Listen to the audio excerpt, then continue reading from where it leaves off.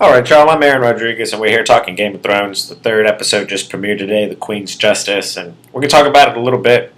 One of the great things about this show is that, they've got some strong characters, but they've always been vulnerable, no matter how strong they've been.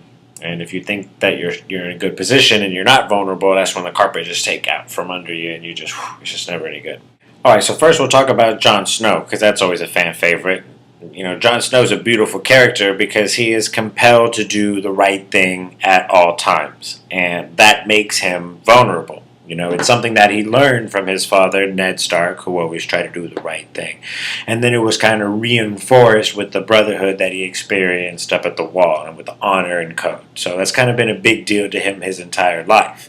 This mentality does have its drawbacks, though, because it did get Ned killed, lost his head, did get Robb killed. He got killed trying to do the right thing as well. And even Jon himself was killed trying to do the right thing as well. I mean, Jon was able to come back, so that's real cool. He can continue to do things, but, trying to do the right thing gets you killed sometimes. Alright, Jon's next problem is mythological creatures, I mean, that first problem isn't, that's something he could try to overcome, but this one's going to be much tougher to overcome, okay? So the Night King, that's the biggest problem in the show, and right now is Jon's biggest problem, is mythological creatures, But he has defeated some mythological creatures before, because he killed this guy, with Longclaw, and, he was able to even kill, this dude over here, man, Mag the Mighty, in that battle. So he's able to kill things, and he even has a mythological creature himself. He's got Ghost, and we don't see a lot of Ghosts because CGI costs a lot of money, but Ghost is still around, and maybe not as big as Nymeria because he was the run of the litter this one was. But, I imagine Ghost is around there somewhere, right, man? Ghost is there. He can hang out. He can come back. Alright, Jon's next problem is actually the one he probably needs to deal with first, and that is Cersei. He kind of thinks of it as games that children like to play, but, this is called Game of Thrones. Somebody's got to be sitting in this Iron Throne, and then from there they can control Westeros. And only a united kingdom is going to be able to defeat the Night King. So who's going to prevail from there? Cersei's sitting on that one right now, but man, she's got to die, because they're making us hate her more and more. Is it going to be Sansa? I don't know. She may make it there to the end. We shall find out, and we'll do an episode on her later. And is it going to be Denarius? She's the one that's kind of been gunning it for the beginning, so we'll talk about her. And we'll also talk about, not that one. We'll talk about Tyrion. We'll talk about Tyrion because they go hand in hand too right now, so.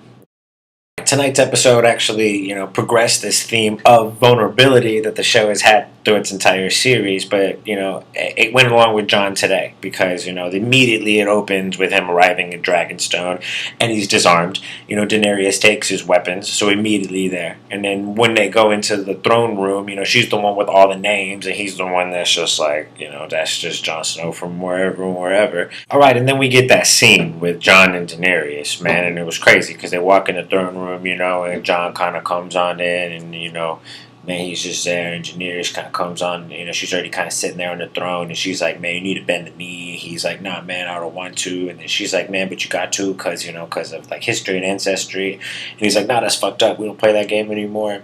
So there's kind of like this whole back and forth of what's going on, and then meanwhile, Tyrion's just kind of sitting there in the background, and he's kind of trying to interject at times, but he doesn't really know kind of what to say, but so he kind of just lets them talk it out as much as he possibly can. So there's just a lot of this stuff going back and forth.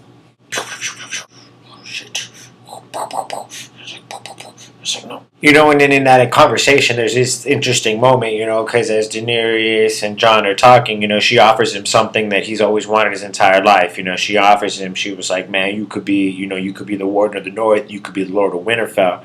And he just kind of has that look where he's just like, man, I kind of always wanted this. It was the look that Stannis offered him too. And he turned it down because it wasn't something that he wanted. It wasn't enough for him anymore, because there's the Night King coming. And, you got to take care of this. You can't be the North anymore. It's got to be everything. And she doesn't believe him. And, that's ironic because Jon knows something in the White Walkers that nobody really knows or believes. And we know something about Jon that he doesn't know about, who his true parents are. So, there's a little ironic twist about what people know and don't. That's dramatic irony. That's kind of cool. So now we'll speculate on what characters Jon will still come in contact with. I mean, he's already had his reunion with Sansa, and presumably Jon goes back to Winterfell at some point. Well, but will Sansa still be alive whenever he gets there? I mean, that kind of remains to be seen. You would think now that Bran is now at Winterfell as well, so you think the Three-Eyed Raven's got to tell Jon about who his real parents are. So, and like other stuff that he's learned about the White Walkers and stuff. So this meeting has to happen.